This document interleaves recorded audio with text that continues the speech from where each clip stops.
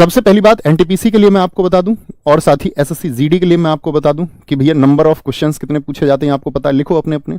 NTPC जो CBT 1 होगा, साथ ही आपका सीबीटी 1 में जो कंप्यूटर बेस्ड टेस्ट होगा 1 में, उसमें आपका जो नंबर ऑफ क्वेश्चंस होंगे वो 40 होंगे। ठीक है, 40 क्वेश्चन होंगे। इसकी मैं आपको स्ट्रेटेजी वीडियो बना चुका हूं, आप देख सकते हैं कि कैसे जीएस के लिए आपको कवर करना है। एसएससी जीडी जिसके लिए साथ ही आपका 20 क्वेश्चंस होंगे। अब इसमें स्टैटिक जीके का क्या रेशियो रहने वाला है दोनों में। स्टैटिक जीके के लिए मैंने बताया आपको, एनटीपीसी के लिए मैं वीडियो बना चुका था सेपरेट एक, कि भैया 10 से 11 क्वेश्चन जो आउट ऑफ 40 रहेंगे आपका वो स्टैटिक जीके से रहेंगे।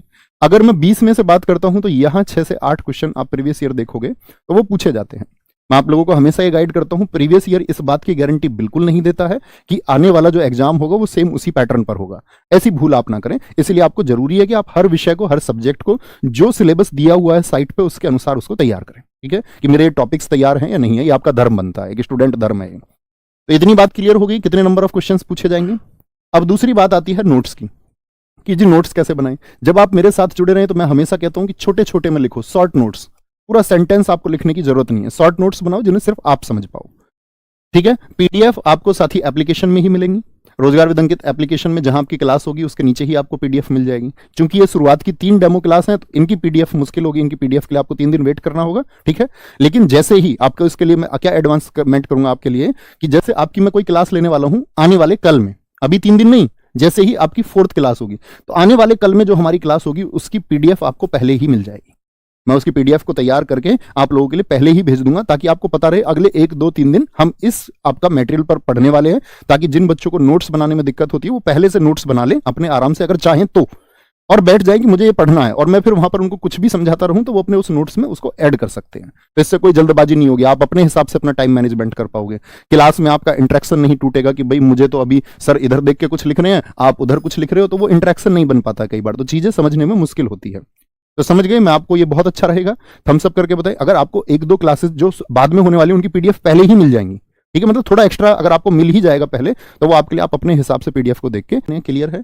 अब आते हैं जीएस को याद कैसे रखें। ये बड़ी बात है। देखो दरअसल में इसका कारण क्या है, जीएस को याद कैसे करें भैया, भूल जाते हैं।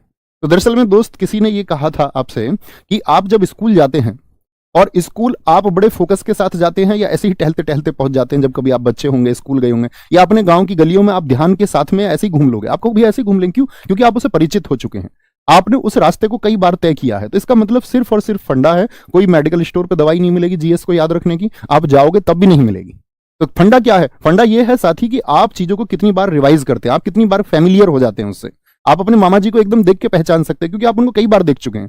अननोन पर्सन को आप क्यों नहीं जान पाते? क्योंकि आपने उसको पहले फेस नहीं किया है, इसलिए वो आपको अननोन लगता है। तो जीएस सिर्फ और सिर्फ रिवीजन एकमात्र तरीका होता है, और रिवीजन के साथ में मैं आपसे हमेशा कहता हूं कि भैया रिवीजन अगर आपका अच्छा है, जितना टाइम आप मैथ्स को देते हैं, रीजनिंग को देते हैं, कि स्टूडेंट क्या करता है मैथ रीजनिंग को ज्यादा टाइम दे देता है तो वो अच्छे हो जाते हैं उसके, जीएस को वो कम टाइम देता है।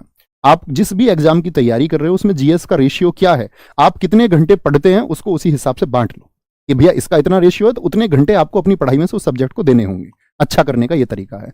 तो आवर्स क्लियर हो गए, किस तरह से जीएस को पढ़ें, कितने घंटे पढ़ें, तो उसी रेशियो में, जिस रेशियो में आपके एग्जाम में वो आना है। ठीक है, अब बात आती है तीसरा तरीका, मैं आपको हमेशा बताता हूं, स्कैन टेक्निक। स्कैन टेक्निक क्या है भैया? ये पुराने स्टूडेंट शायद जानते होंगे, बहुत हजारों छात्रों को इससे फायदा हुआ है।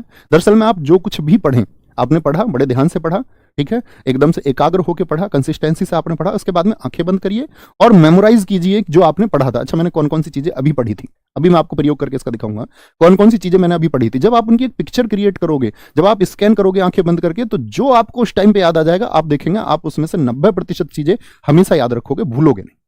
ये एक सफल प्रयोग है, इसको आप करेंगे तो आप खुद कहेंगे जी भैया बहुत फायदा हुआ। जब आप इसको कर लें 2, 4, 5 चैप्टर्स के बाद में रिवीजन करके इसका इस्तेमाल करने, तो आप मुझे बताना भैया आपको उसका फायदा हुआ या नहीं हुआ। ठीक है, बताना जरूर, है ना। तो सारी चीजें क्लियर हैं, और कोई आपका क्वेश्चन तो नहीं? अभी शुरू कर सकते हैं, लिख दो एक बार, लेट्स स्टार्ट।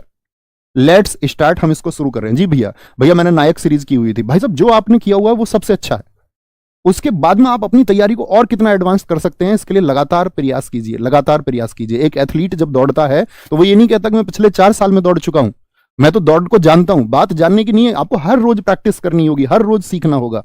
ठीक है, तभी कहीं मेडल्स मिलते हैं, और वो गवर्नमेंट जॉब में आपको जो सक्सेस मिलेगी वो उसी मेडल की तरह है। तो उस तक, जब तक वो मेडल नहीं मिल जाता तब तक आपको मेहनत करनी होगी, भागना होगा। ठीक है, लेट्स स्टार्ट।